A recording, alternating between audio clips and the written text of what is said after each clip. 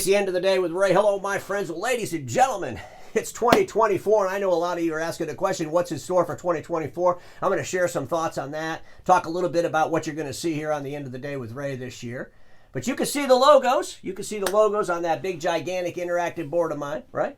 We got all the OEM logos. We got those mega dealers backed by private equity. Folks, we got to have some changes in 2024. We all know that changes are coming. So before I get into all of that, I want to discuss something that happened on December 28th. December 28th was an eye-opening day for the end of the day with Ray. Truly amazing. You know, people ask me sometimes, Ray, where do you get the content to do videos every day? Folks, our industry gives me so much content. It's unbelievable. But on December 28th, I got an email, and I'm reading this email, and I'm saying to myself, WTF, but I'm saying the real words, and it's just like, you people are insane.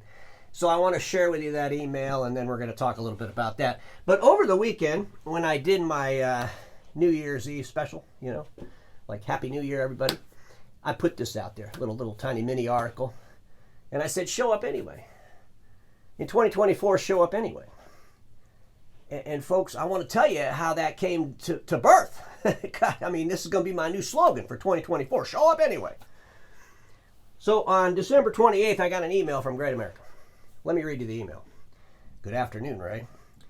Thank you for your interest in ECS 2024. The event is near capacity with the remaining seats reserved for dealers active in the channel. We will not accept your reservation. I'm reading that thing and I'm thinking to myself, well, that's great for you, Great America. And the next thing I thought was this. I don't need no stinking badge. Ladies and gentlemen, this is the most absurd thing I've ever heard in my life. I have to ask people a question. I've been in this industry for 35 years. I've been to a whole lot of industry events. What happens when I show up? Does the world end? Does the sun explode? I mean, what in the hell are you people afraid of? This is absurdity. This is totally absurd. This is more absurd than, not being allowed to go to the dinner at one of the OEM events. Remember that shit last year? Holy crap. But ladies and gentlemen, this is absurd. I mean, Great America, when I made the reservation, I also made plane reservations. I also made hotel reservations. I'm going to the damn meeting. But I know, Great America's worried. They're worried that there won't be enough room, and they're worried I'm going to eat some of those little hot dogs wrapped in Pillsbury dough. They're worried I'm going to sneak up to that roll-up bar and grab a beer or something. I won't do any of that, I promise. Okay, I'm not going to do any of that. But I did make some meetings to meet with people. So I wanted to do a recon at this event venue. And I'm going to share that with you. But when I read this email, you know what I was thinking? Let me just think it out loud. Those who know what peers perceive of them as bullshit will boycott all threats to that perception. So I'm thinking to myself, what is Great America afraid of? What are they afraid of? What do they not want to address in case Ray decides to address it? Like I'm going to show up at a meeting completely disrupted. It's just amazing to me how stupid some people in our industry really are. But I gotta believe this could be the issue. I think it could have some things about Collaborance. Collaborance is that master service provider that Great America owns, and I know our industry is trying to get into IT services, right? And Collaborance, I don't believe is a good place to do that. And I've shared my thoughts on that on some episodes. I've challenged Great America on Collaborance. And they never answer any of the questions. They never share any of the details. They're like, Konica Minolta. Let's run around and tell everybody how great we are, but just don't back it up with any kind of real math or substance, right? So maybe they're just afraid that if Ray goes to the meeting, he might bring up something about Collaborance. But I got to tell you, this is just absurd to me. So anyway, folks, I know a lot of you, we're going to get together at this meeting. So I went ahead and I hired a Reconnaissance team, and they went out to the venue. And first, I want to thank the friends for the invitations, to meet with you while you're at this meeting, because that's important, You probably skip out at some classes to meet with the end of the day with Ray. But we got to have a place to meet where nobody will see you, because if Great America sees you talking to me, they're probably going to raise your rates. They might try to do something, throw you out of the industry. I mean, who knows? But I'll tell you what, there's a lot of places we can hide. I'm going to start over here. And ladies and gentlemen, they have this fire pit out there in the patio. And if you turn the flame up really, really high, it gets really, really big. And you can see, I put a picture of myself back here. So we could have a couple people hiding behind that flame having a conversation. No one from Great America would be able to see us. They won't see us. Over here by the pool, this was amazing. This is one of the biggest palm trees I've ever seen. Look how fat that thing is. But ladies and gentlemen, a couple of us, we could put a table right behind palm tree and we can have a conversation, and nobody from Great America will see us. I mean, we'll kind of be concealed, we'll be hidden. And folks, we got this bar 640. And you know, there's a staircase that comes down. And if you look off to the right, you kind of see the bar over there. But I'll tell you something. You can't even see my head right here. It's barely there, you know, because I was hiding behind a big old pillar. There's some pillars. So if people are coming down the stairs and they look into the bar and you're sitting there talking with me, no one from Great America will be able to see us talking, so you'll kind of be safe. So I've done some research, folks. There's places that we can still meet and we can hide, you know, from the people over there at Great America, because we don't want them to catch you talking to me, because that could be a disaster. Like I said, we don't want dealers getting their rates raised and all kinds. I mean, who knows what those crazy people might do. I mean, it's kind of nutty. But ladies and gentlemen, I looked at this venue. This is the venue. This is the meeting room, one of the meeting rooms. And there's only so many chairs there. I guess, Great America, I could have brought my own chair. I mean, a lot of times they probably thought, Ray's kind of old. If there's no more chairs, he's going to have to stand up. He could have a heart attack. Who knows? They probably saw me breathing in the Grinch costume or something. They probably said, hey, we got to make sure we have a seat for Ray. And someone said we ran out of seats. Okay, cancels reservation. I mean, that's the only thing I can think of. Either that, or they pre-made some signs to hang up there in the venue. And I'm thinking this could be one of the signs that they hung up. Awareness is so threatening to those faking it. Awareness is so threatening to those faking it. I mean, and if Ray was at the event, it'd be hard to fake stuff. He might, listen to some stuff, and then he'd go back to the end of the day with Ray's studio. After the event, he'll do a video. He'll talk about how so-and-so said this, and, they didn't share any facts or realities, because I would do stuff like that. I mean, obviously, I'm going to give people the truth of what I really believe happened at the event. I'm still going to do that, by the way. Because I'm sure the people that go to inside these meeting rooms, well, they'll tell me stuff when they meet me out in the bar or behind the big fire pit or something. They'll tell me what's going on. Give me some assessment. But I'm sure this sign will be hanging proudly. And when you walk into the event, you'll probably see this.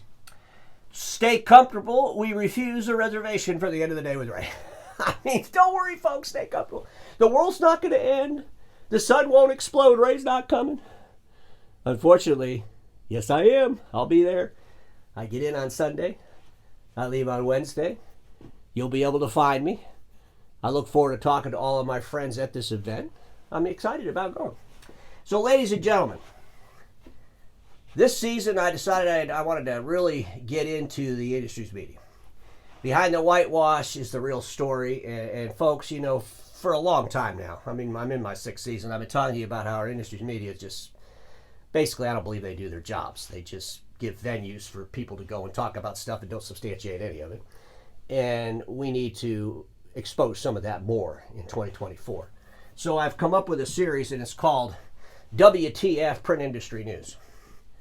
And we're going to go in there and we're going to dig for these articles, and we're really going to start exposing the stuff. And we're going to share the alternative reality, which is the reality. Because, ladies and gentlemen, what they talk about in our publications, what our analysts discuss, most of the time is, well, deemed pure bullshit. But stay tuned for the 2024 season. It'll still be unfiltered. I'll share my thoughts on what I'm thinking, but so many are so fearful to say.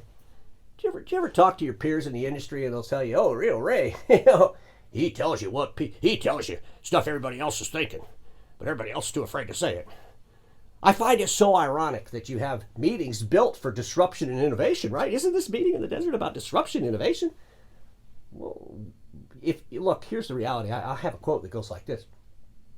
You'll never be the one that disrupts the marketplace if you can't disrupt your damn self. I mean, holy smokes. Let's make sure that we have all the same analysts sitting in the front row of this meeting. Let's make sure that we give them everything they're going to talk about.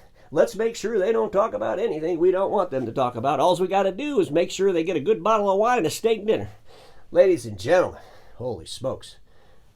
WTF, Print Industry News. Stay tuned for that. Private equity and mega dealer roundup. We're going to talk about that, ladies and gentlemen. I believe there's going to be some big changes in private equity. Dealer profiles, thought leadership on transition and innovation. Just you're going to get the same stuff you've been getting. But ladies and gentlemen, at the end of the day, this is my 6th season. I think I'm getting better at delivering it. Even though a lot of people, especially the people at Great America, they don't think my delivery is good enough. They think I should be more calm. They think I should be filtered. They think I should be whitewashing everything I say so everybody's happy. Oh my God, I'm not going to do that. Even though I won't get to, invited to any parties they have. Some good old satire, and of course my rumors roast and my annual awards roast.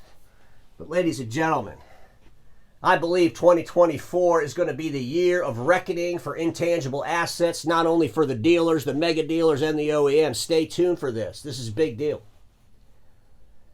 Over the last year, I've been really digging in to that asset to equity ratio of the OEMs. And ladies and gentlemen, I'm telling you right now, in 2024, the financial community is going to be a lot more concerned about our industry than ever before.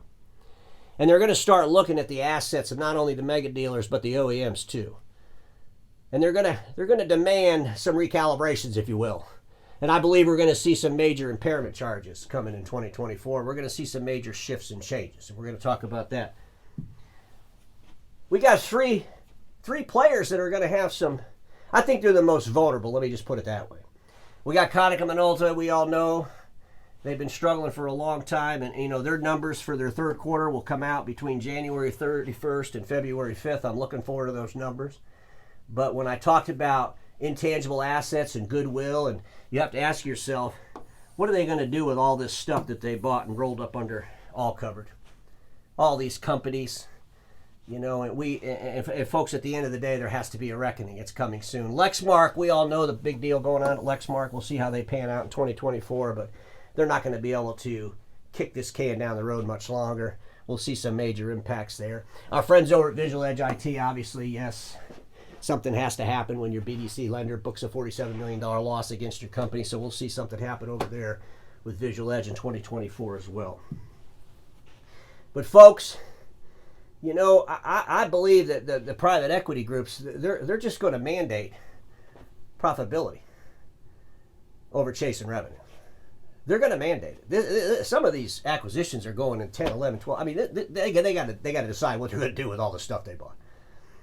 And they're going to demand that these things become profitable. And they're not going to, start looking for third lenders. When you hit your caps, they're not going to be running around trying to figure out how much they're going to put more money in this stuff. And these acquisitions that you're seeing now, come on, folks. Let's see if the industry's analysts and the media actually, portray this stuff based on reality. It'd be a little bit different story. We got some desperate things going on in the industry. We got people that are bailing out. We got people that are selling their businesses, and the buyer should buy it because they can clean it all up, get rid of a whole lot of waste, and get a quick ROI. But those are fading too. Big changes coming. Dex Imaging. Ladies and gentlemen, I'm going to do an episode in the very near future.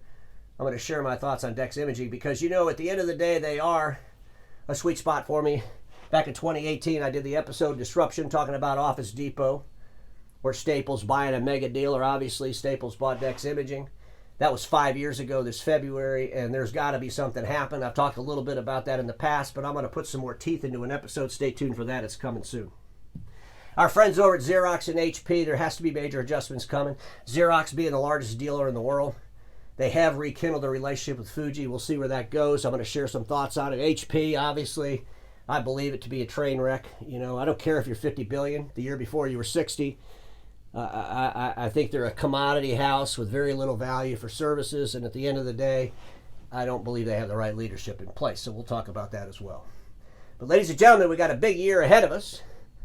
It'll start out in a couple of weeks down there in the desert, and I look forward to going without a badge. Because everybody watching me knows this. Status quo is the killer of all that'll be invented. Don't get stuck in status quo and show up anyway.